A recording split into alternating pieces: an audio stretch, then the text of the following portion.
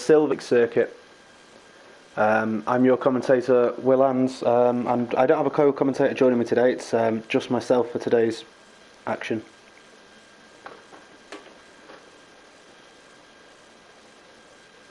So the format, of course, will be a short qualifying session lasting 18 minutes, followed by a 50.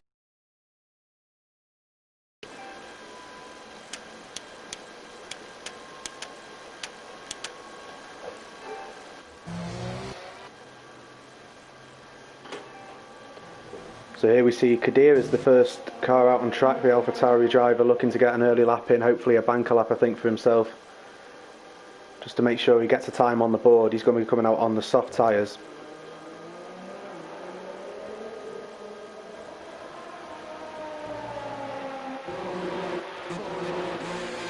I think we've already got the Mercedes of T Widow there off on the side of the track, but I think he'll be okay. He doesn't seem to have any damage and he hasn't taken anybody out, so not a great start there for T Widow, but he just needs to recompose himself and see if he can still put a great lap in. If we look through the field, we'll see most drivers, of course, starting tyres, going for their laps on the soft tyres, those tyres that are really going to give them the most amount of grip.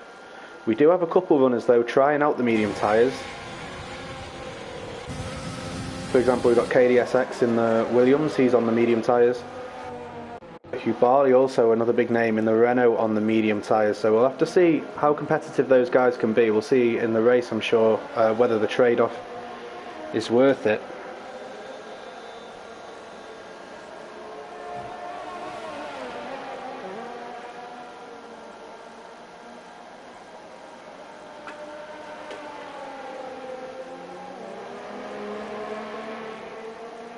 So we've got a pretty decent turnout here today. We've got 16 drivers, so only 4 grid slots are going to be unfilled today. So we see the Alfa Romeo there in the background trying to get those medium tyres up to temperature. Perhaps there's some warm-up issues out there with those medium tyres. Of course, a harder compound. It's going to struggle to get up to temperature, maybe more than the softs. I think Kadir has already started his. Yeah, he has. He's already started his first hot lap, so we'll ride on board with him as he comes through the first sector onto the first main straight. Seems to have gotten a decent exit. And of course, he does go purple in the first sector as he is the first car to set a time in the first sector. But watch, he's keeping it very tight through there, and he makes sure, yeah, he gets a good exit. He avoids the gravel and the grass on the exit, which is just what you want to do. Keeping tight to the right hand, drifting over to the left. Right on the edge there, he's not invalidating it. That was absolutely perfect to just carry that speed through without going off track. We'll see as he comes flying through Maggots Beckett's now and onto the hanger straight. He's going to be approaching and now into sector 3. Laps, there's only 3 drivers that aren't, which are in the pits. Clearly T Widow thought that after his little spin he'd be better off coming into the pits without setting a time first, so I might put him under a little bit of pressure as we get our first time on the board there from Kadir, a 1:26.3. So we'll wait and see how that stacks up, as it's already beaten by more than a second by Rene to take provisional pole position with a 1:25.0.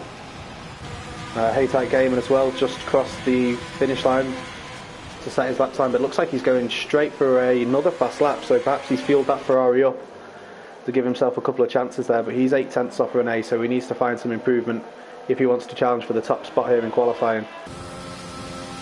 We've got the lap times slowly starting to trickle in now. The 2 Williams cars just set their lap times as well. Don't think Blank will be very happy with that, being beaten by his teammate who is on a tyre compound, so we'll see if he might be trying to push to improve. But that's not a bad lap time from KDSX, considering he is on those mediums. He isn't too far off quite a few of the other runners that are on softs, so we'll see if he elects to keep the tyre advantage strategically for the race, or if he decides, actually, I just want to go and set the fastest time I can out on soft. So we'll have to wait and see. But here comes T Widow. He's going to be starting his lap pretty soon. He's coming through the second sector now, pushing quite a bit, it seems, in his outlap. He's not taking it slow, so he'll have to watch he doesn't take too much life out of those soft tyres. Could cost him a little bit of grip, and even if it only costs him a tenth or two, a tenth or two can mean a big difference here in qualifying, especially in a league where the competition is so tight. And here's Silverstone, and he's already invalidated his lap time in sector 1, so this lap time will not count. He must have exceeded track limits somewhere, so he's backed off. So look, we've got Steinmeier going very slowly, he's letting somebody past. Kenny just coming out of the pits now. We'll watch T Widow, he crosses the line to start his flying lap. Got some yellow flags in sector 2, that'll just be the Alpha Tauri there, just getting out of the way of some drivers, but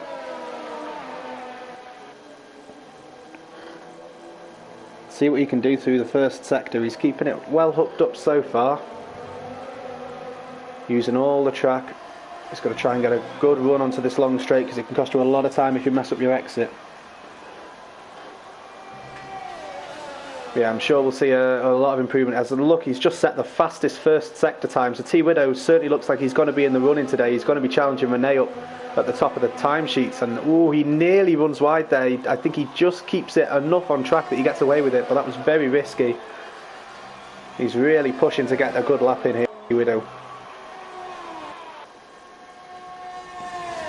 But I'm sure we'll see some improvements from all the drivers on their second and possibly even third runs as we see second place. And we already know Haytight Gamer can go faster than a 125.8, so it'll be interesting to see. As somebody has smashed through some of the brake marker boards there. I think that was Kenny, but we'll stay on board with T Widow. He's coming through the third sector now. He just needs to try and keep this clean. He's had a decent lap so far.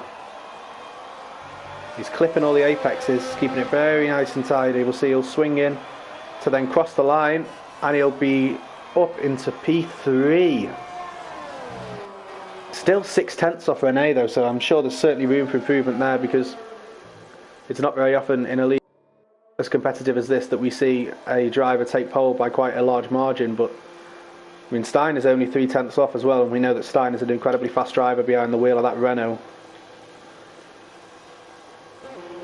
As Speak of the Devil, here he comes out to do his outlap. See, I think T Widow has gone straight for another push lap though, so I guess we should stay on board with him for now.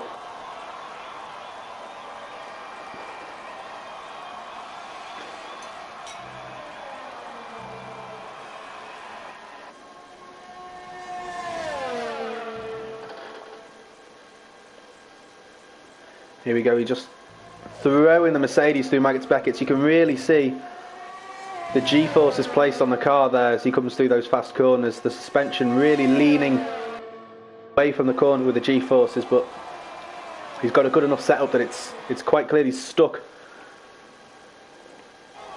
And he's coming to the pits. He was pushing in lap, so we'll see. But that Steinzine has actually invalidated his lap time, so he's not going to be able to set a valid time on this run.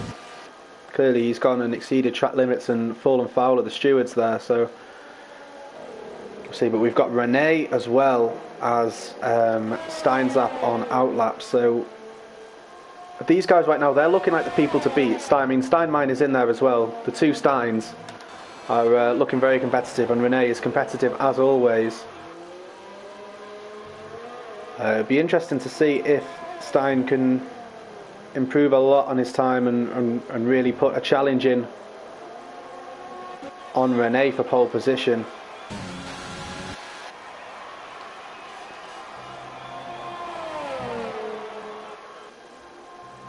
He's keeping it hooked up through the first sector. Maybe we'll see it come purple, I'm not sure yet, but that's a big lock up there. I mean, he's kept it on the racing line, so he possibly hasn't lost too much time, but he's locked up again.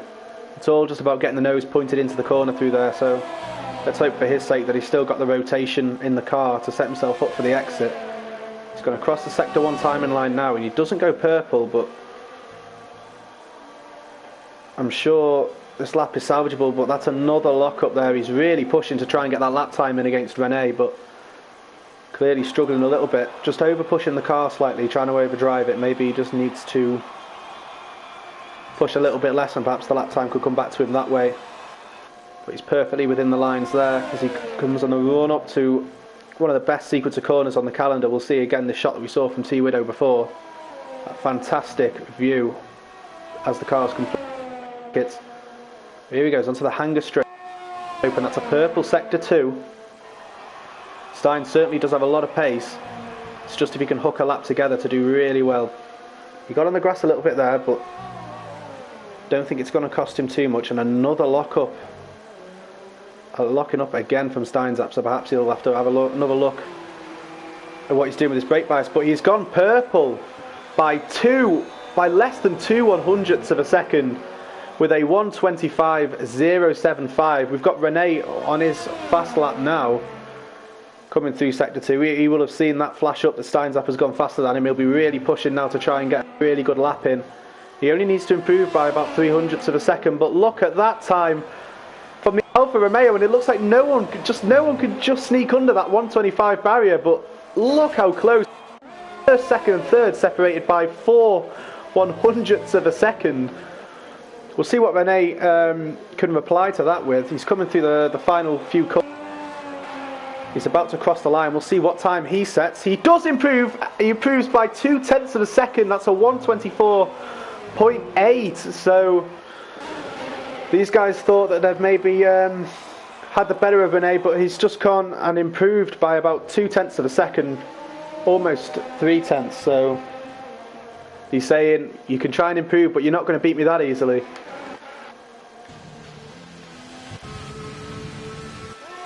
It's going to be interesting to see, of course, if these guys can improve once again, because I think they're all going to get at least one more lap in.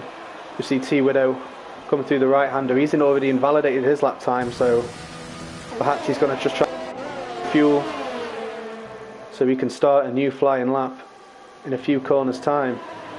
But we'll see. I think Haytite Gaming might be on a hot lap as well. He's going to pick up a little bit of a slipstream here from T Widow. Hopefully he doesn't get held up too much behind the Mercedes, and Mercedes doesn't really get out of the way of him there. He has to come off his line, which isn't so great. Perhaps T Widow should have moved to the right a little bit more, gave him a little bit, allowed him to take his racing line into that corner, but we'll see. He's getting through without any lockups. He's going to cross the line. He's going to stay P9, but I think that may have just been setting himself up for this lap, which might be a hot lap, so we will make sure we don't forget about that as we see T Darcin coming through the third sector now. He's almost out of fuel, so he's going to be pitting in as KDSX comes out to start his outlap. Got Blank High pushing a lot as well now. He's absolutely flying into the pits. Got to make sure he gets that slowed down. He doesn't want to get a penalty or a warning. And here comes Alpha in the only McLaren driver that we have here today in Silverstone, representing the British outfit on the British Grand Prix circuit. So he's got some motivation to go and try and do well for the team here. See him brake late and getting it pointed into the left. Coming a little bit wide off the right-hander though. He had to lift off. It's going to cost him a bit of time. Not a fantastic time, but we've got a bit of a lull in the on-track action here. We've got everybody pretty much on the pit lane. As Hayes comes in. They're just going to be in there, I think, waiting for the track to rubber up. They want to go out at the latest possible opportunity, because that's when the most rubber will have been laid down from these tyres and they'll have the most grip, which correlates to a faster lap time. But Jay is making use of the clean track to try and set a lap time that nobody can get in the way of. See if he can set a good time, because I don't think a 1:26.4 is representative of his pace here. Keeping it clean so far. Hopefully I don't bestow the commentator's curse upon him as he exits this long right-hander to get a good run up to the second sector. Coming through the right-hander, and then quickly you're faced by Maggots Beckers. We're right on board to see how fast the cars are through here. Looks like maybe he's just been a little bit conservative through there. He didn't throw the car in with as much vigour as we saw some other drivers do, but he's keeping it clean. We've got a yellow flag in sector 1, I think that's just to kind of be a car. So not much to worry about there, but we already see Young Ant out the session. It's not great for him, he's not going to be able to set another time now, I don't think. You see Rene is still in the pit, so he's going to have to come out pretty soon as Jay crosses the line to take P6 with a 1:25.420 blaze it there by the Red Bull driver. We see all of the top 3 are on out laps now. We've got Stein all the way to Rene in first. So Stein starting his lap.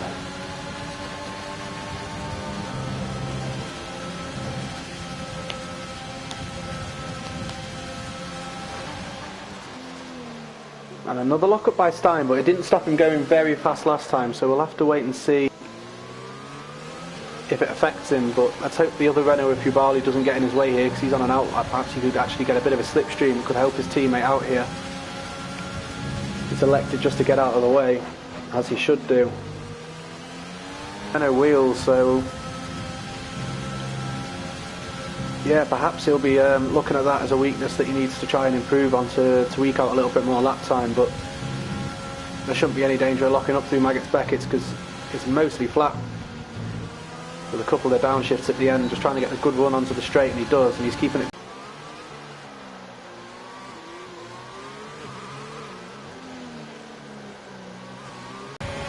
Flying laps there as we see Steinman having to move off his racing line to get past an AI driver, which isn't great for him.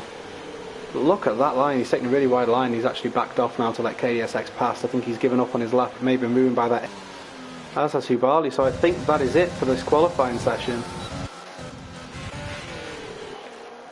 And here's the pole man right here, number 21. Currently on his in-lap, staying well out of the way of everybody. I think it's going to be this guy on pole. I don't think anybody's going to be able to put a challenge in. And that was a fantastic lap.